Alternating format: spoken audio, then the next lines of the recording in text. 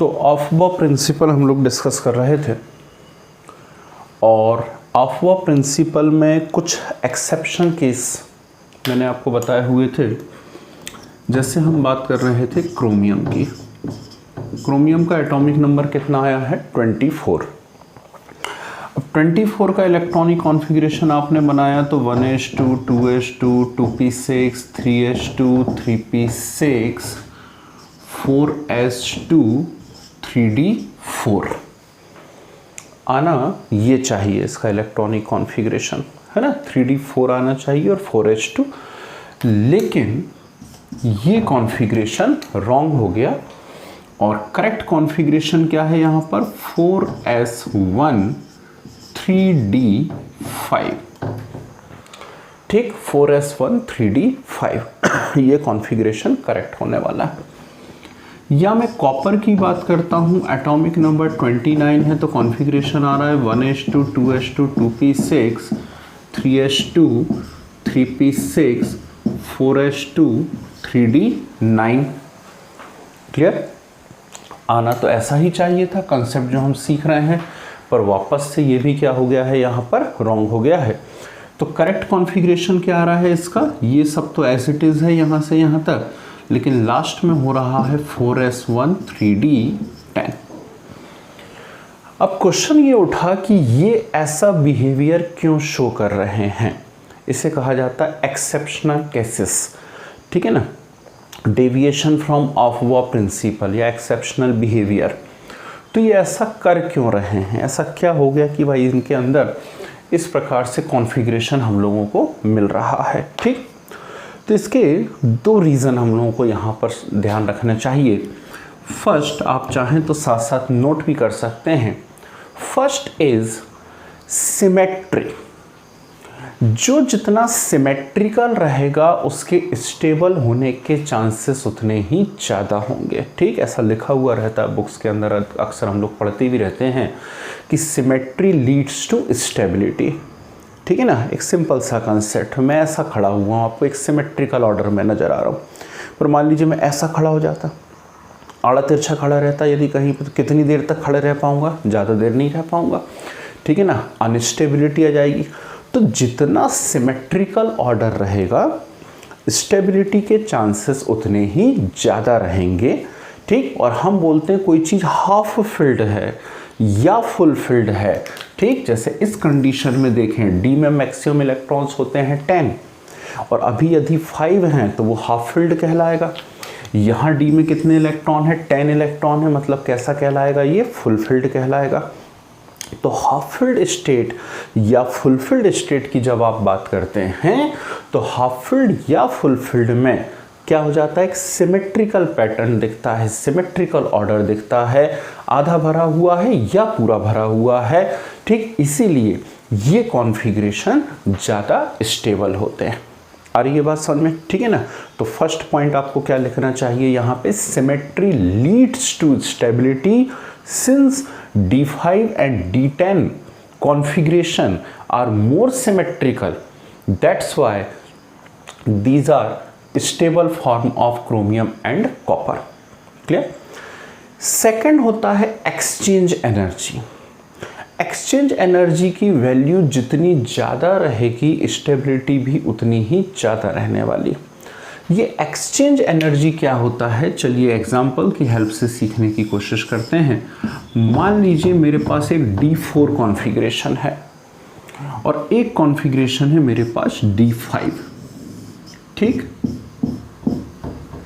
1 2 3 4 and 1 2 3 4 5, ये दो configuration है।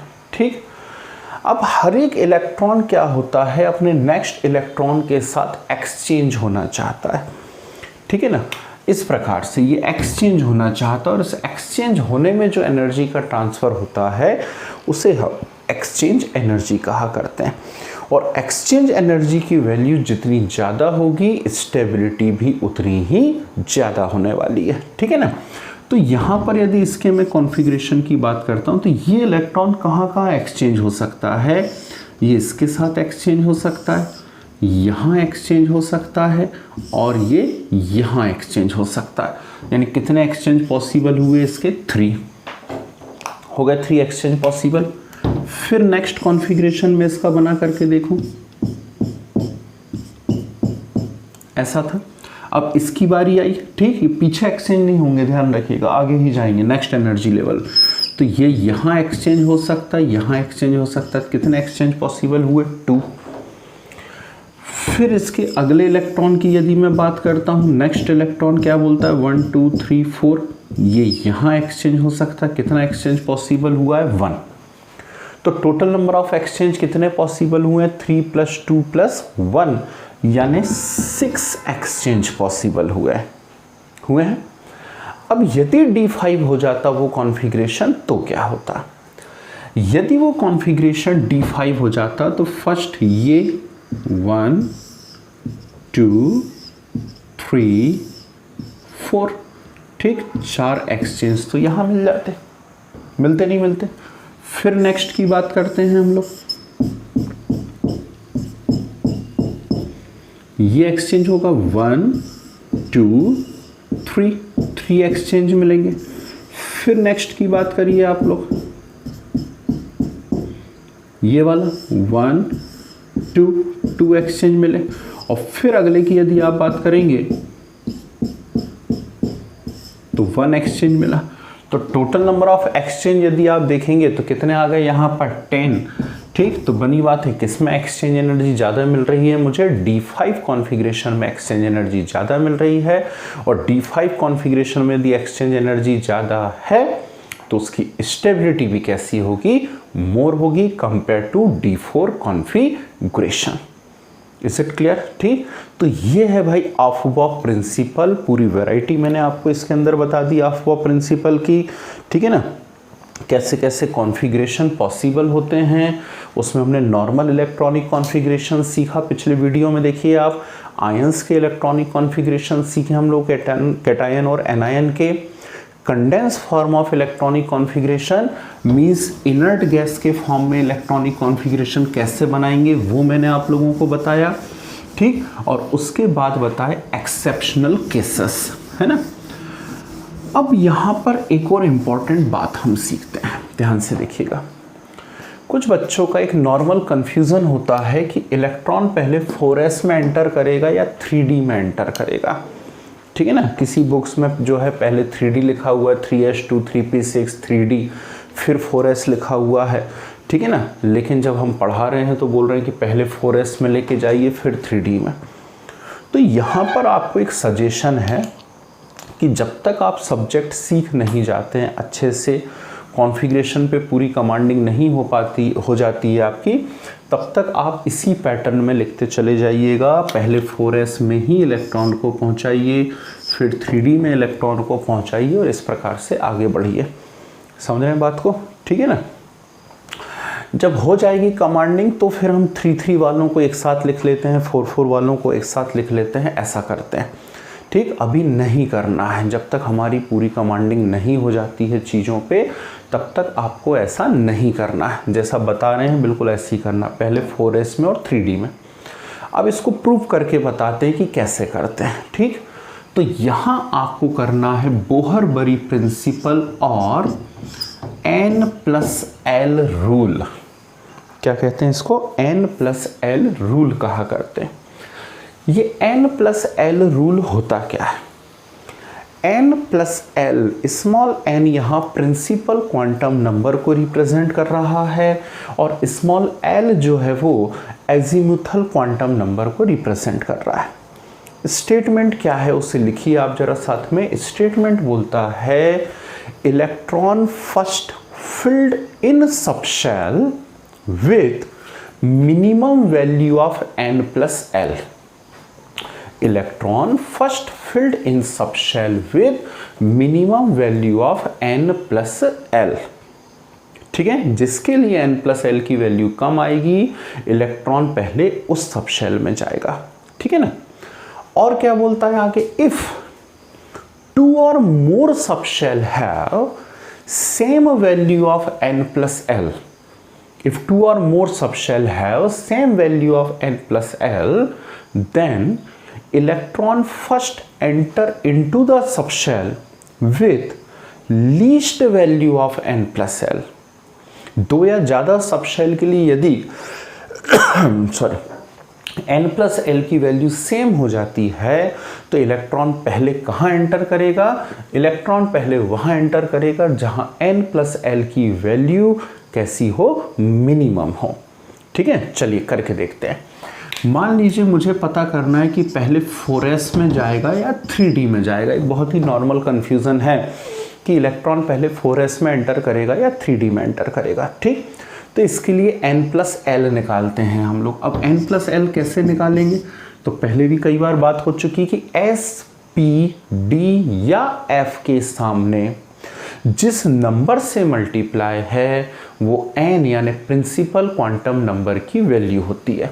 यहाँ s के सामने कितने से मल्टीप्लाई है? 4 से, तो प्रिंसिपल क्वांटम नंबर की वैल्यू कितनी हो गई है? 4 प्लस एस सबशेल के लिए एल की वैल्यू, एजीमुथल क्वांटम नंबर का वीडियो देखिए। एस सबशेल के लिए एल की वैल्यू कितनी होती है? 0। तो ये आ गया यहाँ पर कितना? 4। क्लियर? अब इसकी बात करता हूँ मैं, यहाँ पर n प्लस एल निकालूँ तो d के सामने 3 से मल्टीप्लाई है तो प्रिंसिपल क्वांटम नंबर की वैल्यू हो गई 3। और d है, एस सबशेल के लिए l की वैल्यू है 0, p सबशेल के लिए है 1, d सबशेल के लिए है 2 और f सबशेल के लिए है 3। तो ये d सबशेल है, d सबशेल के लिए कितनी वैल्यू आएगी? 2। तो 3 + 2 कितना हो गया? 5। ठीक, तो लेस एनर्जी यहाँ पर किसकी आई? लेस एनर्जी आई 4s की, और 3d की एनर्जी उसके कंपेयर में ज़्यादा है। तो इलेक्ट्रॉन पहले कहाँ एंटर करेगा? 4s में एंटर करेगा। उसके बाद कहाँ जाएगा वो इलेक्ट्रॉन? 3d में जाएगा। आई बात समझ में? ये है बोहर भरी प्रिंसिपल और n प्लस एल रूल। ठीक, एक और एग्जांपल से देखने की कोशिश करते हैं। मान लीजिए मुझे पता करना है कि इलेक्ट्रॉन पहले 5d में जाएगा या 4f में जाएगा या 6s में जाएगा। ठीक है ना, या फिर मैं यहाँ पर 6p कर लेता हूँ। चलिए एक काम करता हूँ, 6p कर लेता हूँ। ठीक, और 7s भी ले लो। चलो, अब ये 4 चीज़ें हैं, 5d है, 4f है, 6p है और 7s है। और मुझे पता करना है कि इन सभी में इलेक्ट्रॉन चारों में से सबसे पहले किस में एंटर करेगा, है ना। तो सभी के लिए मैं क्या निकाल लूँ? n प्लस एल निकाल लेता हूँ सभी के लिए। इसके लिए n प्लस एल निकाल लूँ तो 5 + 2 आएगा क्योंकि d है। 5 + 2 यानी कितना आ गया? 7। यहाँ पर मैं निकालता हूँ तो 4 + 3 आएगा। क्यों? f है ना, बार बार बोल रहे हैं। s सबशेल के लिए l की वैल्यू 0 है, p के लिए 1 है, d के लिए 2 है और f के लिए कितनी है? 3 है। पिछले वीडियो में आप देख सकते हैं जा करके। तो यहाँ भी 4 + 3 कितना आ गया? 7। ये आ रहा है 6 + 1 7 और ये आ रहा है 7 + 0 कितना आ गया? 7। कमाल हो गया। ठीक, सभी के लिए n प्लस एल की वैल्यू कितनी आ गई है? 7 आ गई। अब ऐसे केस में क्या किया जाए, है ना। तो उस स्टेटमेंट में मैंने आगे क्या बोला था? If 2 or more subshell have same value of n plus L, then electron first enter into the subshell with minimum value of n। जिसके n की वैल्यू इन सभी में से मिनिमम होगी, इलेक्ट्रॉन उसमें सबसे पहले जाएगा। ठीक, तो यहाँ n की वैल्यू 5 है, यहाँ 4 है, यहाँ 6 है, यहाँ 7 है। तो मिनिमम वैल्यू किस में आ रही है? 4 में आ रही है, 4f। तो इन चारों को यदि कंपेयर करेंगे तो इलेक्ट्रॉन सबसे पहले कहाँ एंटर करेगा? 4f में। और यहाँ देख भी सकते हैं आप यदि बोर्ड पे, ये देखो पहले 4f में जा रहा है, 4f के बाद कहाँ पर पहुँचेगा? 5d, 5d के बाद कहाँ पहुँचेगा? 6p और फिर बाद में कहाँ जाएगा वो? 7s में जाएगा। आ गई बात समझ में? ठीक, तो ये कंप्लीट वैरायटी मैंने आपको सिखा दी यहाँ ऑफ-बॉब प्रिंसिपल की। ठीक है ना, दोनों वीडियोस को आप एक के बाद एक देखेंगे यदि, तो आपको क्लियर हो जाएगा कि किस प्रकार से इलेक्ट्रॉनिक कॉन्फ़िगरेशंस बनाए जाते हैं। ठीक है ना, और इन्हें सीखना बहुत ज़रूरी था क्योंकि आगे सब्जेक्ट हमारा पूरी तरीके से इसी पे टिका हुआ है। ठीक है, चलिए नेक्स्ट कंसेप्ट हम लोग डिस्कस करने जा रहे हैं और वो है हुंड्स प्रिंसिपल। ठीक है, ये 3 बड़े ही इंपॉर्टेंट से कंसेप्ट हैं, मैंने पहले भी बात करी हुई है, आफ्बा, हुंड एंड पॉली। ठीक, तो आफ्बा तो पूरी वैरायटीज़ मैंने आपको सिखा दी, अब सारे क्वेश्चंस आपसे बन जाएंगे बिना किसी टेंशन के। अब हम बात कर रहे हैं हुंड्स प्रिंसिपल की। हुंड प्रिंसिपल क्या बोलता है, आप लैंग्वेज लिख लीजिए पहले तो अपनी अपनी कॉपी के अंदर। मैं अपनी लैंग्वेज में बोल रहा हूँ, है ना, बुक की लैंग्वेज से हमें कोई लेना देना नहीं है। तो हुंड प्रिंसिपल बोलता है pairing of electrons in orbitals of subshell, pairing of electrons in orbitals of subshell, वहाँ ब्रैकेट में लिख लेंगे P, D एंड F। ठीक, takes place only when each available orbital of that subshell receive one electron। ठीक, takes place only when each available orbital of that subshell receive one electron। ठीक है, ये अपनी लैंग्वेज में मैंने आपको बताया हुंड प्रिंसिपल को कैसे समझना है। क्या बोल रहा है, मातृभाषा में बात करें कि कोई भी सबशेल हैं, एस के लिए ये एप्लीकेबल नहीं है क्योंकि एस में एक सिंगल ऑर्बिटल है, तो ये जो प्रिंसिपल है केवल पी, डी और एफ के लिए एप्लीकेबल है। ये क्या कह रहा है, ये कह रहा है कि किसी भी सबशेल के ऑर्बिटल्स में इलेक्ट्रॉन की पेयरिंग तब तक नहीं होगी जब तक उसके सभी अवेलेबल ऑर्बिटल में एक एक इलेक्ट्रॉन ना आ जाए, तब तक आप पेयर बनाना चालू नहीं करेंगे। एक एग्जांपल से समझते हैं। मान लीजिए मैंने आपके सामने लिखा कार्बन एटॉमिक नंबर 6 है। अब इसका इलेक्ट्रॉनिक कॉन्फ़िगरेशन क्या बनेगा, 1s2 2s2 2p2 बना। Electronic configuration 1s2 2s2 2p2 1s है। ठीक, तो 1s है, तो 1s में कितने इलेक्ट्रॉन नज़र आ रहे हैं, मुझे यहाँ पे 2 इलेक्ट्रॉन नज़र आ रहे हैं। सिंगल बॉक्स बनाऊंगा क्योंकि s में एक ही ऑर्बिटल होता है। 2s भी है तो s ही। ठीक, तो उसमें भी सिंगल ऑर्बिटल है ना। इलेक्ट्रॉन्स कितने हैं, 2 इलेक्ट्रॉन्स हैं। अब बारी आई यहाँ पे 2p की। p में कितने ऑर्बिटल्स होते हैं, p में 3 ऑर्बिटल्स होते हैं। ठीक, अब इलेक्ट्रॉन्स कितने हैं, 2 इलेक्ट्रॉन्स हैं, तो क्या मैं ऐसे बना दूं दोनों इलेक्ट्रॉन्स को, 1 ऑर्बिटल कैन एक्मोडेट मैक्सिमम 2 इलेक्ट्रॉन्स, तो ऐसे बना दिए। बस यही गड़बड़ है, यही तो बताना चाह रहा है हुंड हमें। ये बोल रहा है जब तक यदि वैकेंट ऑर्बिटल अवेलेबल हैं, जैसे इस केस में वैकेंट ऑर्बिटल अवेलेबल हैं, यदि वैकेंट ऑर्बिटल्स अवेलेबल हैं तो कृपया करके इलेक्ट्रॉन्स की पेयरिंग मत कराइए। ठीक, तो ये पेयर आप यहाँ नहीं बना सकते, तो फिर अकेला इलेक्ट्रॉन बनाना पड़ेगा। ध्यान रखिए कि जब भी सिंगल इलेक्ट्रॉन बनाएं आप, ठीक, तो उसका अपवर्ड डायरेक्शन में ही स्पिन रखिए। ठीक है ना, ऐसा क्लॉकवाइज ही शो करिए यदि अकेला इलेक्ट्रॉन बना रहे हैं, सिंगल इलेक्ट्रॉन बना रहे हैं। अब मान लीजिए नाइट्रोजन आ जाता है यहाँ पर, तो नाइट्रोजन का एटॉमिक नंबर 7 है, तो 1s2 2s2 2p3 होता। 1s2 2s2 2p3 यदि हो जाता तो ये 1s2 हो गया है, 2s2 हो गया है और 2p में 3 इलेक्ट्रॉन्स हैं। ठीक है ना, तो 2p में 3 इलेक्ट्रॉन्स हैं, तो क्या किया जाए बोलिए, पहले तीनों में एक एक इलेक्ट्रॉन जाएगा। Each available orbital receive 1 electron, तो सभी अवेलेबल ऑर्बिटल में एक एक इलेक्ट्रॉन चला गया है। क्लियर है बात। ठीक, मान लो मैं यहाँ पर ऑक्सीजन देता आपको, तो ऑक्सीजन क्या आता, 1s2 2s2 एंड 2p4।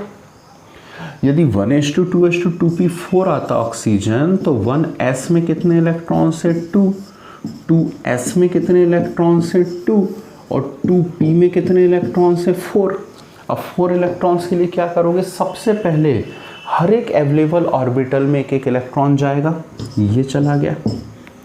अब यदि इलेक्ट्रॉन्स रिमेनिंग हैं, बचे हुए हैं, तो वो क्या करेंगे, वो पेयर बनाना स्टार्ट करेंगे। तो पेयर बनाना स्टार्ट करेंगे तो ये पेयरिंग हो जाएगी यहाँ पर। आ गई बात समझ में। कितना सिंपल सा कंसेप्ट है कि जो भी अवेलेबल ऑर्बिटल हैं किसी सबशेल के, उन ऑर्बिटल्स में आप इलेक्ट्रॉन्स की पेयरिंग तब तक नहीं कराइए जब तक उसमें कोई भी वैकेंट ऑर्बिटल पड़ा हुआ है। क्लियर? तो एक सिंपल सा कंसेप्ट है, आप बहुत अच्छे से सीख सकते हैं और ऐसे कॉन्फ़िगरेशन बनाने आगे आपको बहुत हेल्प करेंगे। जब हम लोग बॉन्ड फॉर्मेशन सीखेंगे, ओवरलैपिंग सीखेंगे, हाइब्रिडाइजेशन सीखेंगे, तब इसी की आपको हेल्प लेना है, हुंड प्रिंसिपल की। तो सभी की अपनी एक इम्पॉर्टेंस है भाई। अफवा प्रिंसिपल भी मोस्ट इम्पॉर्टेंट है और हुंड भी बहुत ज़्यादा इम्पॉर्टेंट है। ठीक है ना? चलिए, नेक्स्ट जो मैं यहाँ आपको सिखाने जा रहा हूँ वो है पॉलीज प्रिंसिपल। अब पॉली प्रिंसिपल क्या बोलता है, चलिए उसके बारे में हम लोग बात करते हैं। ठीक है, क्योंकि 3 चीज़ें हैं, मैं बार बार बोल रहा हूँ यहाँ पर, अफवा, Hund and Pauli principle. Pauli principle क्या बोलता है? तो पॉली प्रिंसिपल सिंपल सा एक स्टेटमेंट है, ये कह रहा है no 2 electrons in an atom can have same set of all 4 quantum numbers. फिर से सुन लीजिए, no 2 electrons in an atom can have same set of all 4 quantum numbers. ठीक, किसी भी एक एटम के अंदर 2 इलेक्ट्रॉन्स की, ठीक है ना, no 2 electrons in an atom can have same set of all 4 quantum numbers. ठीक, किन्हीं भी 2 इलेक्ट्रॉन्स के चारों क्वांटम नंबर सेम नहीं हो सकते। If any 3 are same then 4th must be different. यदि कोई 3 एक जैसे हो भी जाते हैं तो 4th क्वांटम नंबर, 4th से मतलब स्पिन नहीं है, 4th से मतलब एनी वन अलग होगा ही। ठीक, करके देखते हैं। देखिए क्या होता है कि इसमें आगे बढ़ें उसके पहले मैं आपको बताता हूँ कि फर्स्ट होता है प्रिंसिपल क्वांटम नंबर, है ना। क्वांटम नंबर वैसे पढ़ा चुका हूँ लेकिन वापस से एक बार रिवाइज करके बताता हूँ। तो प्रिंसिपल क्वांटम नंबर है n। n की वैल्यू कैसे निकालोगे? तो s, p, d या f के सामने जिस भी नंबर से मल्टीप्लाई होता है वो n की वैल्यू ही होती है। ठीक, एस पी डी एफ के सामने जिस भी नंबर से मल्टीप्लाई है वो किसकी वैल्यू हुआ करती है? एन की वैल्यू हुआ करती है। बार बार बोल रहे हैं, ध्यान रख लीजिए अब, है ना। दूसरा आता है यहाँ एजीमुथल क्वांटम नंबर। तो S P D F, S के लिए एल की वैल्यू हमेशा आप 0 रखोगे, पी के लिए 1, डी के लिए 2 और एफ के लिए कितना रखेंगे आप? उसे 3। ठीक है। थर्ड आता है मैग्नेटिक क्वांटम नंबर। यदि L इक्वल टू 0 है यानी S सब शेल है तो M की वैल्यू भी कितनी होगी? 0। ठीक, यदि कहीं पर S सब शेल है तो उसके लिए आप L की वैल्यू 0 रखोगे और यदि L की वैल्यू 0 रख देते हैं तो M की वैल्यू भी आप उसके अंदर कितनी रखेंगे? 0 रखेंगे। ठीक है। L इक्वल टू यदि आप 1 रखते हैं यानी P सब शेल के बारे में बात करते हैं तो M इक्वल टू क्या करना पड़ेगा आपको? 3 वैल्यूज पॉसिबल होंगी, -1, 0 एंड +1। ठीक है, पिछला वीडियो देखिए आपको पता पड़ जाएगा कि M इक्वल टू होता है -L2 + L। ठीक है ना। तो 3 वैल्यूज यहाँ रख देंगे, -1, 0 एंड +1। -1 यदि है, देखिए P में 3 बॉक्स होते हैं। फर्स्ट बॉक्स कहलाता है Px, सेकेंड बॉक्स कहलाता है Py, थर्ड बॉक्स कहलाता है या थर्ड ऑर्बिटल कहलाता है Pz। तो यदि इलेक्ट्रॉन फर्स्ट ऑर्बिटल में है, यहाँ पर है, तो m की वैल्यू आपको रखना है -1। सेकेंड ऑर्बिटल में है, यहाँ पर है, तो m की वैल्यू आपको रखना है +1 और थर्ड में यदि है तो m की वैल्यू आपको रखना है 0। समझ गए बात को? फर्स्ट बॉक्स में है तो m की वैल्यू -1, सेकंड में है तो +1 और थर्ड में है तो कितनी रखनी है आपको? 0 वैल्यू रखनी है। क्लियर है बात? ठीक। और L इक्वल टू यदि 2 हो जाता है, L इक्वल टू 2 हो जाता है तो m क्या होगा? -2, -1, 0, +1 एंड +2। ठीक, 5 वैल्यूज़ आएंगी। 5 वैल्यूज़ आएंगी तो हम जानते भी हैं कि डी में बॉक्स भी कितने होते हैं, 5 बॉक्स होते हैं। D x y, d y z, d z x, d x square y square and d z square, ये 5 बॉक्स हुआ करते हैं। यदि फर्स्ट बॉक्स में इलेक्ट्रॉन है तो m की वैल्यू आप रखेंगे -2, सेकेंड बॉक्स में है तो -1, थर्ड में है यदि तो कितना रखोगे +1, इसमें है तो +2 और लास्ट वाले के लिए कितना रखोगे 0। तो थोड़ा सा ध्यान रखना पड़ेगा आपको, है ना, कंफ्यूजिंग है लेकिन इम्पॉर्टेंट बात है। और आखिरी आता है स्पिन क्वांटम नंबर, यहीं पे बता दें, चलिए यहाँ बता देते हैं। आखिरी आता है, लास्ट है स्पिन क्वांटम नंबर। तो स्पिन क्वांटम नंबर तो बहुत ही आसान सा कंसेप्ट होता है, ठीक है ना। 2 इलेक्ट्रॉन से यदि अपवर्ड है या क्लॉकवाइज डायरेक्शन है तो s की वैल्यू +½ रखोगे, और यदि ऐसा है तो s की वैल्यू कितनी रखोगे, -½ रखोगे। ठीक है, अब चलिए करते कैसे हैं, एक एग्जांपल से सिखाऊंगा बस मैं आपको, ध्यान से सीखिएगा, ठीक है ना। नाइट्रोजन की बात कर लेते हैं। नाइट्रोजन का एटॉमिक नंबर है 7 और इलेक्ट्रॉनिक कॉन्फ़िगरेशन है 1s2 2s2 2p3, ठीक है, 1s2 2s2 2p3 electronic configuration है।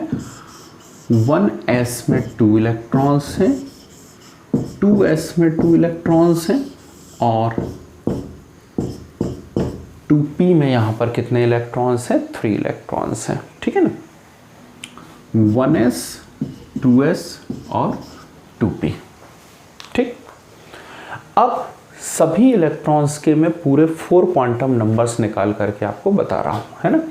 कौन कौन से, n, l, m और s, ठीक।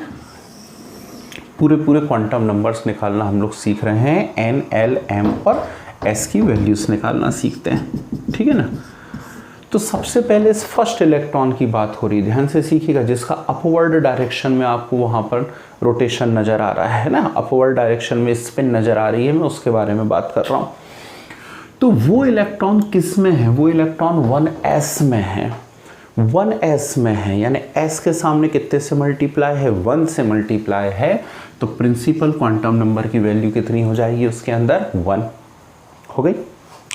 अब L की बारी आई, वो किसका इलेक्ट्रॉन है, 1s का इलेक्ट्रॉन है, s, और s के लिए L की वैल्यू कितनी होती है, 0, तो यहाँ पर L की वैल्यू कितनी रख दोगे आप, 0 हो गया।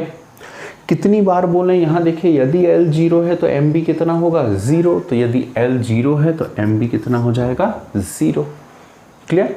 और फिर बात आती है यहाँ पर S, तो वो अपवर्ड डायरेक्शन में दिख रहा है, तो S की वैल्यू कितनी रख देंगे आप, +½ कोई डाउट किसी को।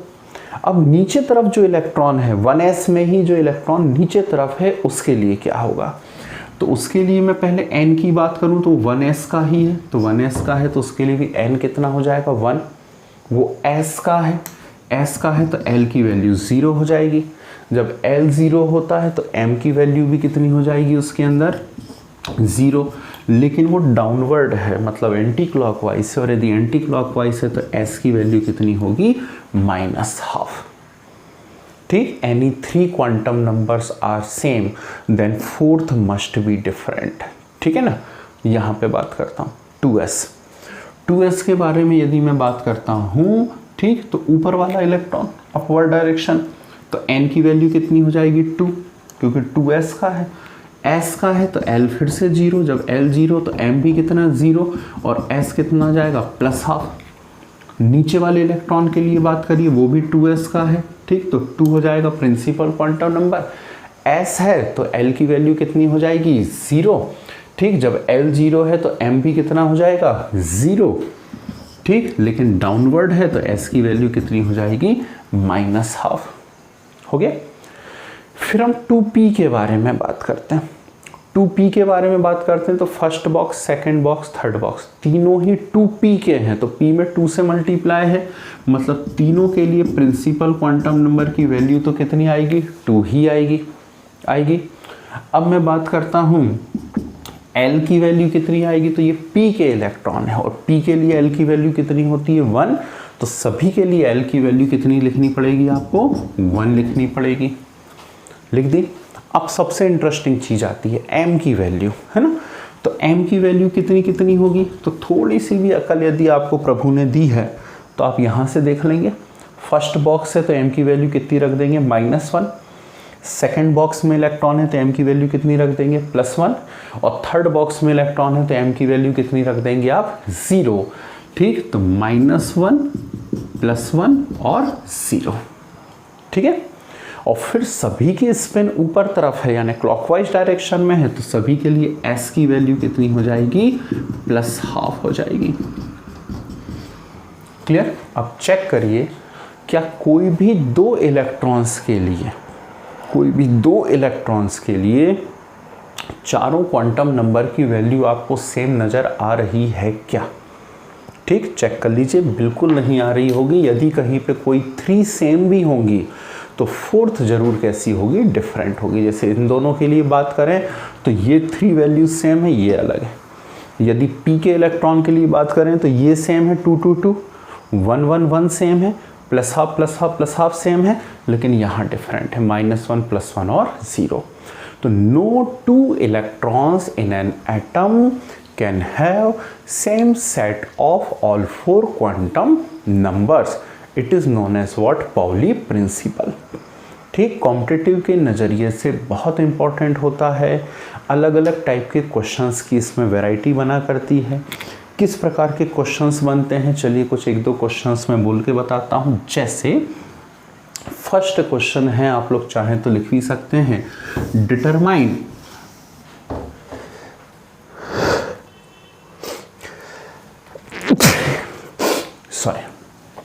determine all 4 quantum numbers for valency electron of sodium. ठीक, फिर से क्वेश्चन सुन लीजिए। क्वेश्चन है determine all 4 quantum numbers for valency electron of sodium. Sodium के वैलेंसी इलेक्ट्रॉन के चारों क्वांटम नंबर मुझे डिटरमाइन करने हैं। ठीक है, कैसे करते हैं? चलिए यहाँ देखिए बोर्ड पे, सोडियम एटॉमिक नंबर कितना है? 11। इलेक्ट्रॉनिक कॉन्फ़िगरेशन क्या हो गया? 1s2 2s2 2p6 3s1। ये इसका इलेक्ट्रॉनिक कॉन्फ़िगरेशन हो गया। ठीक, अब वैलेंसी इलेक्ट्रॉन ऑफ सोडियम की बात हो रही है, यानी किसके बारे में बात हो रही है? केवल 3s के बारे में। 3s के बारे में यदि बात हो रही है, ठीक, तो ऐसा लिखिए और ऐसा लिखिए। हो गया।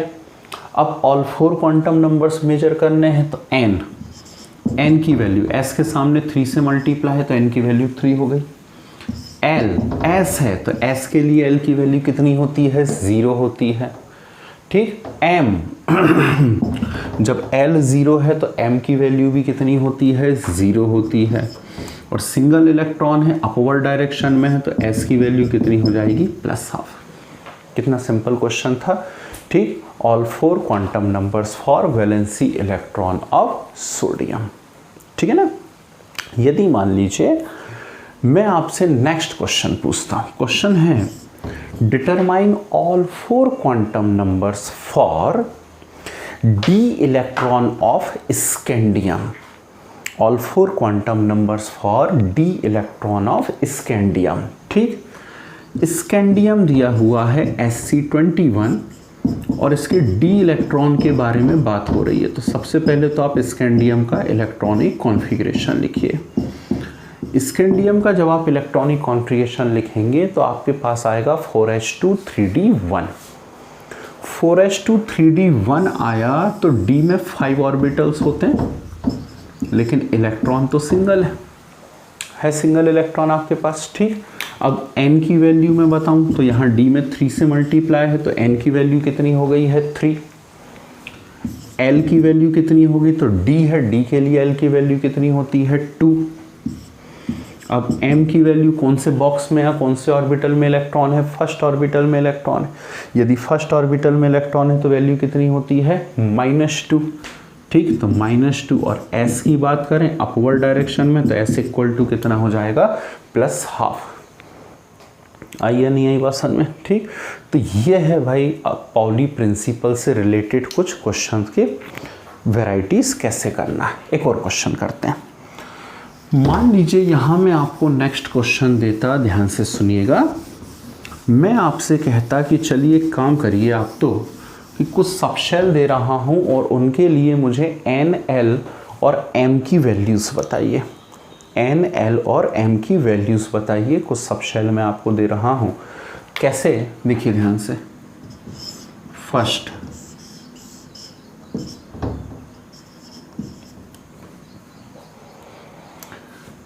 सेकंड ऐसा दिया हुआ,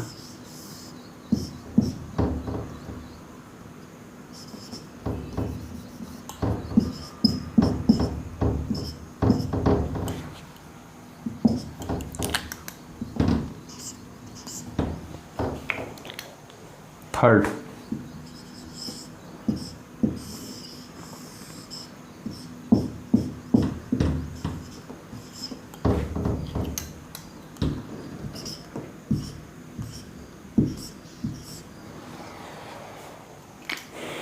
ऐसा दिया हुआ है। जिनके ऊपर टिक है उस पर्टिकुलर इलेक्ट्रॉन के बारे में बताना है आपको। क्या क्या निकालना है, एन, एल और एम, ठीक है ना। एस तो दिख ही रहा है सभी में, अपवर्ड डायरेक्शन में, तो सभी के लिए एस प्लस हाफ हो जाएगा, कोई मैटर ही नहीं है। चलिए यहाँ से बात करता हूँ। 4s है, ठीक, तो एन, एल, एम, 4s है तो एन की वैल्यू कितनी हो गई वहाँ पर 4, s है तो l की वैल्यू कितनी हो गई 0, और जब l 0 है तो m भी कितना हो गया 0, ठीक। 5p की बात करता हूँ, तो 5p की बात करता हूँ तो n इज इक्वल टू कितना हो जाएगा यहाँ पर 5। p है तो l इज इक्वल टू कितना हो जाएगा वहाँ पर 1, ठीक। और जब l 1 है तो m की वैल्यू या तो -1 या 0 या +1, लेकिन बॉक्स कौन सा है, सेकंड, और सेकंड बॉक्स में यदि इलेक्ट्रॉन है तो m की वैल्यू कितनी होती है +1, तो यहाँ पर रखेंगे आप +1, ठीक।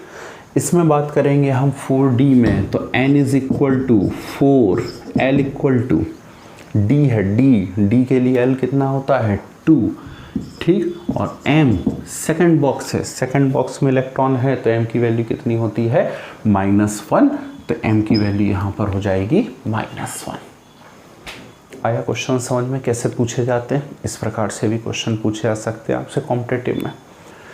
एक और वैरायटी बनती है और बहुत ही फेवरेट क्वेश्चन होता है, कॉम्पिटिटिव में अक्सर पूछा जाता है, और वो क्वेश्चन होता है कि which of the following set of quantum number is correct, या which of the following set of quantum number is not correct, ठीक है ना। करेक्ट और नॉट करेक्ट ऐसा करके पूछे जाते हैं, और यहाँ पर ऐसा आपको सेट दिया जाता एन, एल, एम, एस। ध्यान से देखिएगा, वैल्यूज दी हुई हैं यहाँ, मान लीजिए 3, 0, 0 plus half, 3, 1, 0 minus half,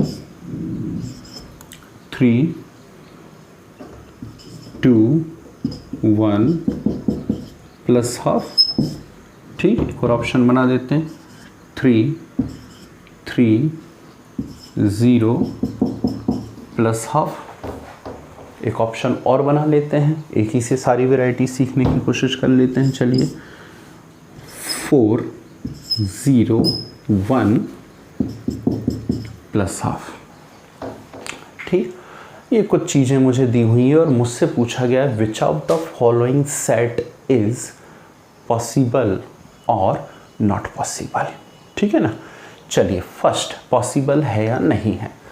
n की वैल्यू 3 है, तो ध्यान से सुनिएगा, प्रिंसिपल क्वांटम नंबर सिर्फ 0 या फ्रैक्शनल नहीं हो सकता, बाकी सारी वैल्यूज़ हो सकती है 1 2 3 4 5 6 से लेकर इनफाइनाइट तक कहीं भी, तो n इज़ ऑलवेज करेक्ट, ठीक। ये तो सभी में करेक्ट है, n की वैल्यू तो हो ही सकती है ना, 1 2 3 4 5 6 7 कुछ भी हो सकती है, ठीक। तो n की वैल्यू तो हमेशा सही है। दूसरी बात, s स्पिन क्वांटम नंबर या तो प्लस हाफ होगा या फिर माइनस हाफ होगा, ठीक। तो स्पिन क्वांटम नंबर या तो प्लस हाफ होगा या फिर माइनस हाफ होगा, तो ये देखिए plus half minus half, plus half minus half है, तो स्पिन क्वांटम नंबर की वैल्यू भी सभी के लिए कैसी है, करेक्ट है। समस्या आती है सिर्फ L और M को डिटेक्ट करने में, है ना, पर वो कोई समस्या नहीं है, इतनी देर से बता तो रहे हैं, वही चीज़ तो सिखा रहे हैं। चलिए N3 है तो क्या L 0 हो सकता है? बिल्कुल हो सकता है। कैसे? रिलेशन आपको मालूम होना चाहिए, L is equal to 0 to N-1। ठीक, L की वैल्यू 0 से लेकर के N-1 तक होती हैं। N यदि 3 है तो 3 - 1 कितना हो जाएगा? 2। ठीक, तो L की वैल्यू 0 भी हो सकती है, 1 भी हो सकती है, 2 भी हो सकती है। ठीक, तो उन तीन में से कोई एक वैल्यू लिखी हुई है तो L इक्वल टू कैसा है? 0। और कितनी बार बोलूं यार कि L यदि 0 है तो M तो 0 होगा ही होगा, L 0 है तो M भी कितना होगा? 0। मतलब ये चारों बातें करेक्ट है। ठीक, फर्स्ट ऑप्शन इज करेक्ट है ना। सेकंड, N3 है तो क्या L 1 हो सकता है? बिल्कुल, N3 है तो L 1 हो सकता है ना। क्यों हो सकता है? अभी तो बता रहे हैं।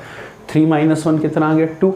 तो 0 से लेके 2 तक की सारी वैल्यू लिखो, यानी 0 भी लिखो, 1 भी लिखो, 2 भी लिखो, यानी करेक्ट है।